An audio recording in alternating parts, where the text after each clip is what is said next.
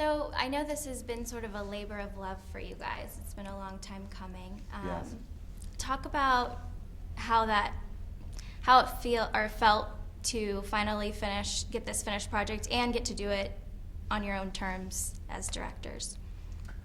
Yeah, it was really emotional in a sense, getting to make this and getting to the finish line, so to speak, of sort of where we are right now. I mean, as you alluded to, this did take a long time. You know, we wrote it 8 years ago, and it was going to happen many times with different directors, and then it just sort of sat around, and every time we had, you know, meetings with people, it certainly helped open the door to a lot of, you know, meeting a lot of great people, and they would always say, you know, oh, loved that script.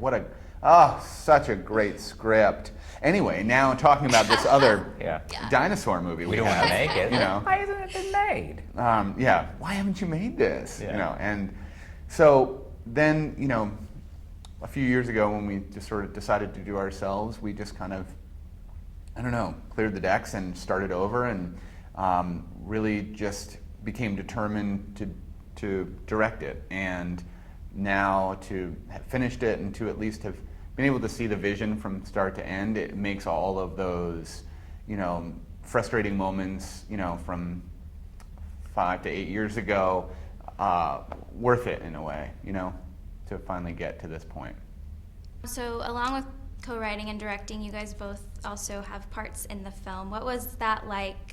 It's your first time as directors, kind of balancing the different roles. Well, I was frustrated with myself because I was trying to direct myself, and I had an attitude problem.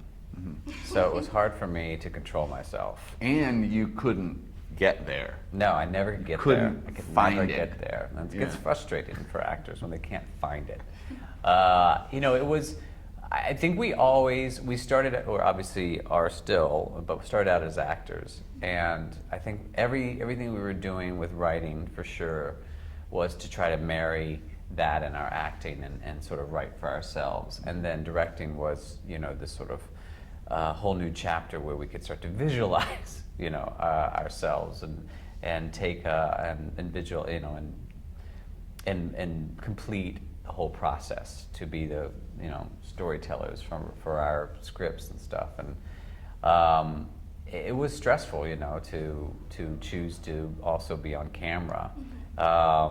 But at the same time, I'm certainly glad we went through that stress. Yeah, it was definitely, you know, we were so focused on directing and making so many decisions and being in charge of so many things that the acting is sort of like, oh yeah, we got to do that too. And so that you know, there were days where it was like, oh, I can't believe I'm in that scene later. I'm so thinking about this other thing, you know? Yeah. So it was, luckily, you know, our roles were not too complex. It was small enough that we only had you know, we pretty much worked we did the whole water park first, so we shot for the first 2.5 weeks in the water park. So really, once we moved into the house, it was sort of a relief that one, I could shave my mustache and look this much more presentable. So that was probably a perk for me. Perk. It really was. I looked so ugly. But hilarious. Yes. Well, yeah. That's the sacrifice you got to make sometimes. It worked Jim. for the character. Yes, it did. It did. You guys, with this film, really master this style of, you know, combining comedic and tragic elements. Do you think that your background in improv has sort of helped you to be able to write in this way, to kind of, with a realism quality to the script, and being able to make it feel like you're watching something from real life versus something that is scripted? Yes, for sure. I mean, Nat and I met at the Groundlings Theater, which is a sketch comedy improv theater in Los Angeles, and that's at the core is the training. The training is all character-based comedy. So it was important for our teachers, and subsequently I taught there as well, is teaching people to mind what they know, to mind their family, their friends, their coworkers, and really ask the question why and dig deep into why people are the way they are. And don't be afraid of information that can be tragic or hard or dark or warts and all, because that's where you're going to find some of your richest comedy, because it's how we operate on a day-to-day basis. You know, our point of view is so specific to us, you know, and each individual. And so I think a lot of us pull our sense of defense with comedy is because we felt pain. So I think that that's absolutely how we approach.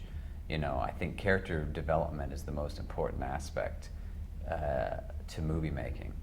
You know, without rich, complicated, multi-dimensional characters, you know, you could have every set piece in the world, and the movie will only resonate once people connect to those people. Right. That's true of any story. With these multi-dimensional characters, how does that affect casting? Because you really have to make sure that the actors can play both sides, and, you know, be well-rounded. Yeah. That's not always the case. No, and we were just blessed to, you know, populate this movie with people that we had long admired, that, you know, are good actors, you know, that are both, you know, can play comedic things and, you know, comedic roles, and can play more dramatic ones, you know, and from pretty much everyone in our cast has done that. And so we got lucky that they all, you know, jumped on this. Came to our party. Yes, went on this journey with us. Well, and it was nice to see, you know, people like, I'm thinking of Sam Rockwell specifically, like being able to see him play, you know, not just a bad guy.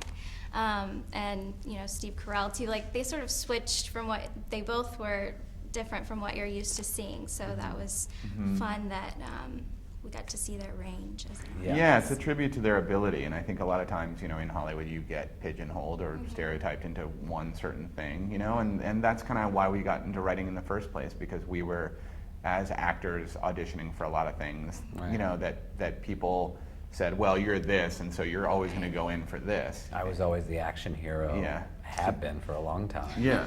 Always the, what's the word I'm looking for? Macho. Yeah, stud. Yeah. And so it's just nice for me to play nebbish, goofy, nerdy, socially awkward. These are things that I like to tap into. I don't totally get it. Yeah.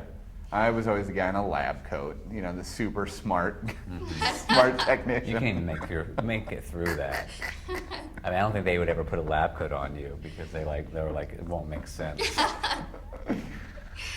Well, I think that we are out of time, but thank you guys so much. Oh, it was thank you. wonderful Absolutely. talking with you. Yeah, you as well. The rest of the tour. Thank you so much. Thank you so much.